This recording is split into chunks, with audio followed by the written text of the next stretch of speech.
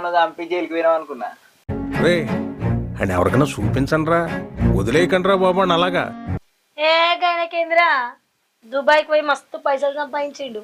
ఈయన్నే ఇల్లు లేపుతున్నా. అగో చూస్తున్నావు బక్క ఉండు గీ పానంతో నీళ్లు లేవాడతాడా? గంత బలం ఉందా? ఇల్లు లేపుడు అంటే చేతులతో లేపుడు కాదే, ఇల్లు కడుతున్నానే. ఇల్లు అంటే రేకుల షెడ్డా? ఇల్లు అంటే రేకుల షెడ్ బర్రదొడ్డ కాదే, 3 అంతస్తుల బిల్డింగ్ కడుతున్నానే. దుబాయ్కి పోతే గంత పెద్ద బంగ్లా కట్టే పైసలు వస్తాయి? ఎందుకు రావు? పని చేస్తాడా పైసలు రావడే. సరే పోతున్నావు అని. అక్క మనం కూడా బావని దుబాయ్ పంపిద్దాం. ఆమె బావ పైసలు పంపిస్తే మనం కూడా దున్నుకోవచ్చే. ఏంది బాగా దుబాయ్కా? గా దుడ్డుని కొట్టుకురమ్మంటేనే కొట్టుకున్నాడు. గసంటి దుబాయ్కా? పోర్రా. ఎందుకు ఓడే, మనం పంపిద్దాం. అరే మీ బావను కాళ్ళు చేతులు కట్టేసి దుబాయ్లో వాడేసి వచ్చినా కూడా మళ్ళా విప్పుకొని వచ్చే రకం. అక్క ఆలోచించే బావ దుబాయ్